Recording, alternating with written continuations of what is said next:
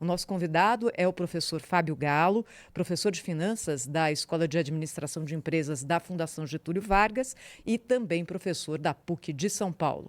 Professor, bom dia. Obrigada por ter aceito o nosso convite. Seja muito bem-vindo aqui ao Jornal Gente. Bom dia a todos, é um prazer estar com vocês. Que bom, a gente que agradece. Professor, o senhor publicou recentemente um artigo dizendo o seguinte: o governo federal precisa fazer coisas que de fato repercutam sobre o preço dos alimentos, porque tudo que foi feito até agora é só perfumaria. O que é possível ser feito para evitar que o preço da alimentação continue subindo nessa proporção que a gente tem visto, professor? Olha, deixa eu começar por um aspecto que muitas vezes a gente não dá atenção, né? Inflação é febre de uma doença na economia. Ela não é a doença, né? Ela é reação a um problema que nós temos na economia. Então, quando o governo ou outras autoridades acabam procurando dar desculpas por que o preço das alimentos estão tão grande, e começa com desculpas do tipo, vamos falar com os atacadistas, porque não, nós temos que atacar o pano de fundo, né? Ou seja, qual é a doença que está provocando essa febre? Aí nós temos que ir para discutir coisas mais complexas, né? Qual que é o problema em si, né? Então, primeira coisa, nós temos que ter política fiscal, medidas de política fiscal. O governo gasta mais do que pode e gasta de maneira ruim. Isso provoca realmente desajustes. É mais ou menos como uma família que está no cheque especial e ainda resolve gastar mais no consumo. As coisas não vão andar bem. Mas para responder mais pontualmente sua pergunta, né, com relação a alimentos, você pode tomar medidas tanto imediatas como eu disse, medidas mais estruturais, né? A primeira delas, você precisa incentivar o setor agrícola de forma geral, dar incentivos, buscar mais tecnologias, etc. Você pode trabalhar com estoques regulatórios, você pode facilitar a importação, né? Você pode combater a especulação, etc. Mas isso são medidas imediatas que não necessariamente consertam um problema, né? Acertam o problema principal, que é desregular a economia como um todo, que pode ser afetada tanto por problemas internos como problemas externos. Professor, bom dia, muito bem-vindo aqui ao nosso programa. É uma honra mesmo estar conversando com o senhor aqui nesse horário.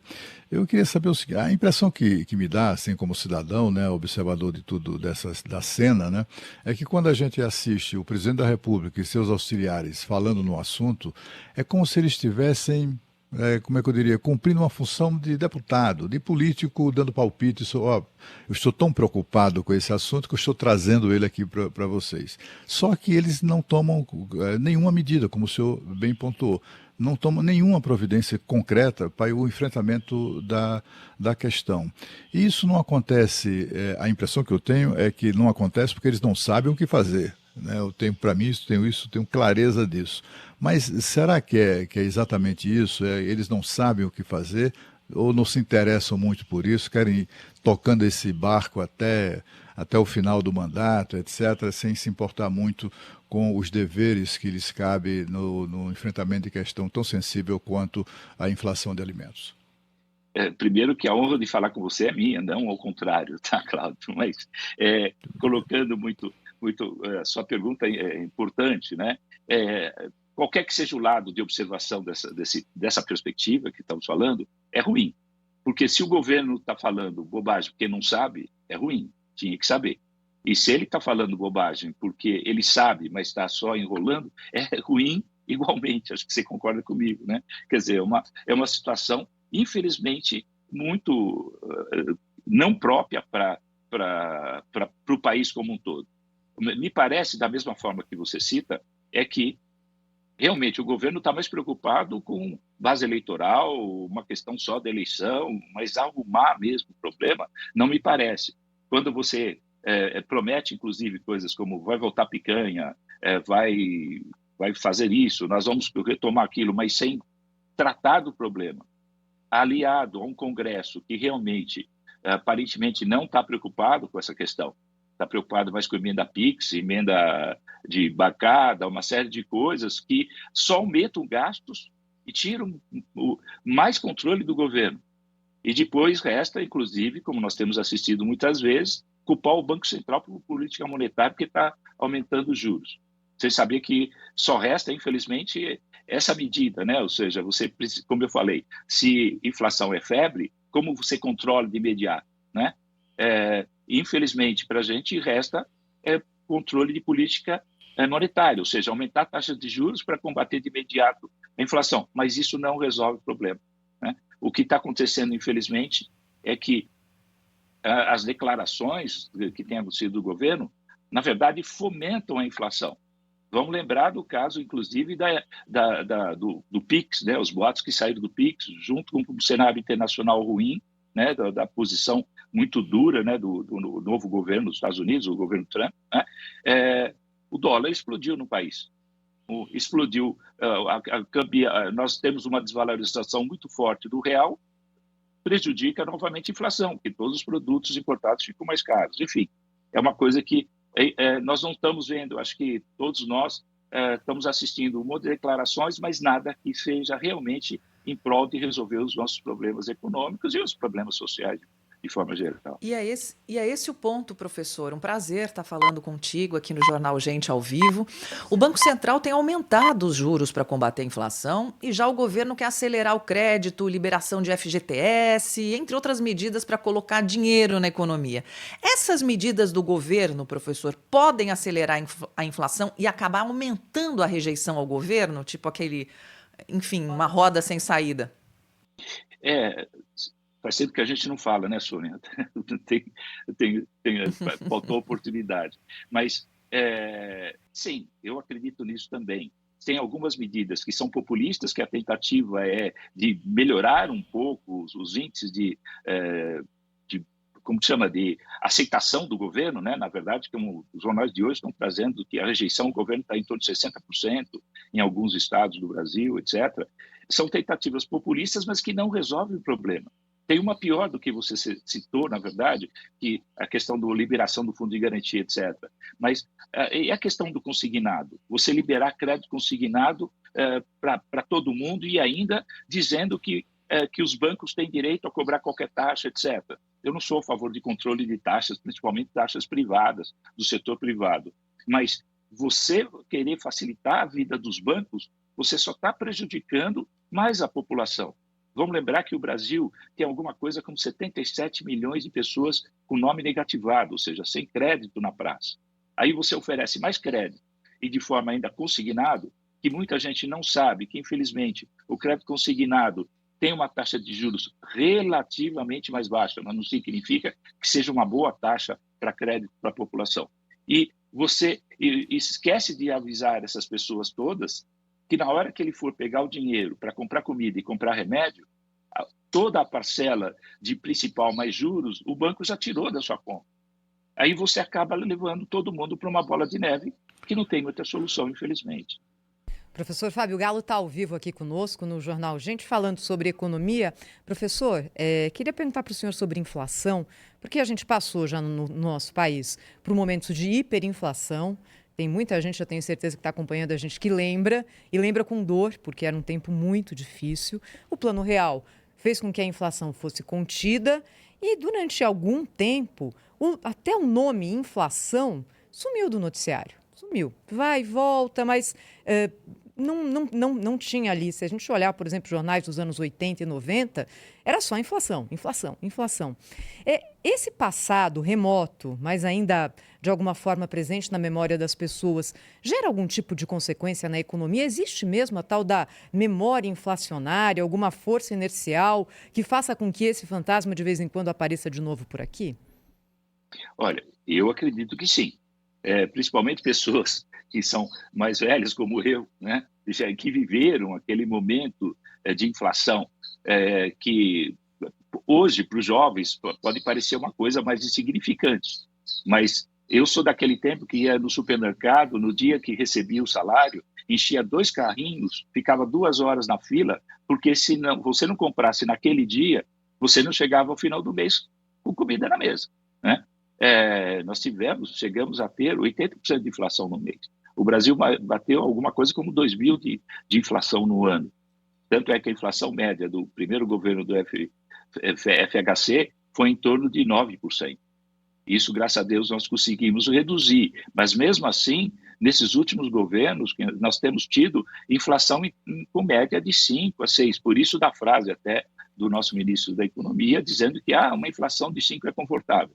Não, infelizmente não é. Não é confortável para ninguém uma inflação com esse nível, né? Principalmente quando você pega o crescimento do país, que é inferior a isso. Nós temos o tal do voo da galinha, né?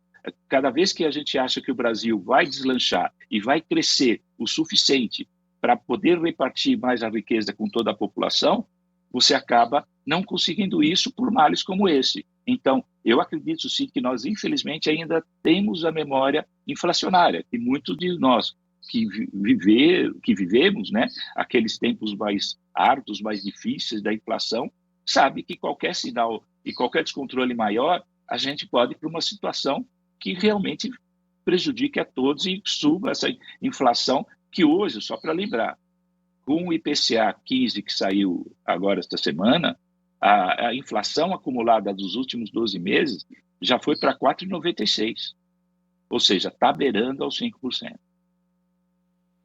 Professor, eu queria aproveitar aqui a sua presença entre nós para propor aí um questionamento, uma reflexão, uma breve reflexão sobre o seguinte: entre as reformas estruturantes de que o Brasil precisa, com toda certeza, uma delas está na educação, na introdução da educação financeira na grade escolar das escolas, desde a mais tenra idade. O senhor é professor de finanças da Fundação Getúlio Vargas e certamente isso, entre outras coisas, muitas coisas no seu vastíssimo currículo, e eu gostaria que o senhor refletisse exatamente sobre isso. O senhor concorda com isso?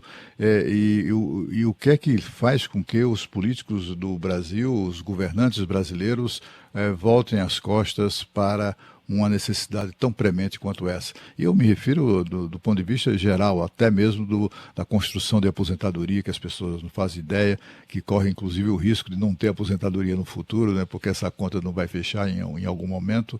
E eu gostaria que o senhor refletisse um pouco conosco sobre isso. Sua pergunta é importantíssima, né?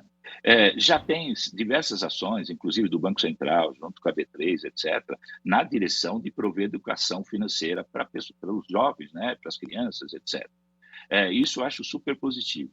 O problema, infelizmente, no Brasil, na minha opinião, é a forma como isso é feito.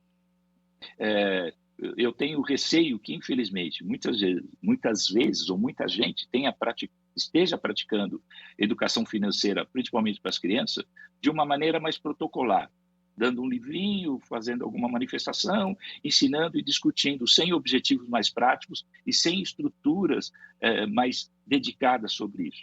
Eu participei de alguns fóruns particularmente dedicados ao financial literacy, né? Ou seja, educação financeira, e nesses fóruns ficou muito claro para mim que mais importante do que ter, ou melhor, além de ter, é a forma como você provê isso. Tem algumas iniciativas norte-americanas, por exemplo, algumas fundações norte-americanas que dão essa aula de maneira prática, ensinando as pessoas a organizarem negócios, fazendo contas junto, não ensinando simplesmente com livro base e provocando, vamos dizer assim, a aula como se fosse matemática, etc. Infelizmente, eu vejo que nós corremos o risco, muitas vezes, com esse tipo de atitude, de fazer ensinar coisas que para os jovens ficam completamente dispersas. Existem, infelizmente, algumas estatísticas mostrando que quando você dá aula de educação financeira para criança, na hora que você acompanha essa pessoa e chega numa fase mais adulta, não tem ganhos de eficiência sobre essa educação. Eu estou atribuindo mais a questão de como é feito do que se deve ou não ser feito. Na minha cabeça é muito claro que deve ser feito. Agora, desculpe alongar um pouquinho, mas você tocou num outro assunto muito importante, que é da Previdência. Acho que todo mundo sabe que a Previdência pública, no mundo inteiro, mas no Brasil em particular, não vai sobreviver e as gerações mais novas não vão poder contar como os nossos pais e avós contavam a tal da aposentadoria, não é verdade? Mas, infelizmente, algumas estatísticas também mostram isso. Acima de 50% a 60% dos jovens dizem que estão preocupados com a aposentadoria. Mas quando a pergunta é sobre você está se preparando para isso, as estatísticas não mostram nada além de 15%, 16%, 17%. Infelizmente, as pessoas não estão se preparando para a sua aposentadoria, que hoje a gente tem que lembrar que há um envelhecimento geral da população ao redor do mundo e nós vamos ficar... Eu sempre brinco em sala de aula, com alunos, etc., né? Eu vou dar uma boa notícia e uma má notícia para vocês. A boa notícia é que todos nós viveremos mais e melhor por mais tempo, graças à medicina, tudo que vivemos. Qual que é a má notícia? Nós viveremos mais e melhor por mais tempo aposentados. E o que nós vamos fazer com isso? Como que nós vamos tratar essa questão? Como é que a gente vai pagar os boletos, Verdade, né, professor? Como é que a gente paga os boletos, né? Vivendo mais, tem mais boleto até o final da vida. É boa notícia, mas o senhor tem razão. Professor, para a gente encerrar aqui nosso bate-papo, não posso deixar por falar em educação financeira, né? O presidente Lula falou para a população não acreditar nessa bobagem de macroeconomia. Afinal, quem está errado, professor? Política econômica do governo ou as teorias macroeconômicas? O presidente erra ao falar isso para a população? Olha, pelo menos não ajuda, né, Sônia? Porque, na verdade, é difícil lidar. Você pode estudar ciências econômicas com várias facetas, desenvolvimentista, monetarista, sei lá, você pode botar um diálogo acadêmico em cima disso. Há diversas dificuldades e a macroeconomia, sim, é uma ciência, vamos lembrar que ela é uma ciência social aplicada. Se está no ambiente da ciência social, nós estamos no ambiente humano, que as coisas acontecem, os problemas acontecem. A gente elege um Trump que promete invadir Gaza, como o vídeo de ontem, desculpa, eu não resisto, né?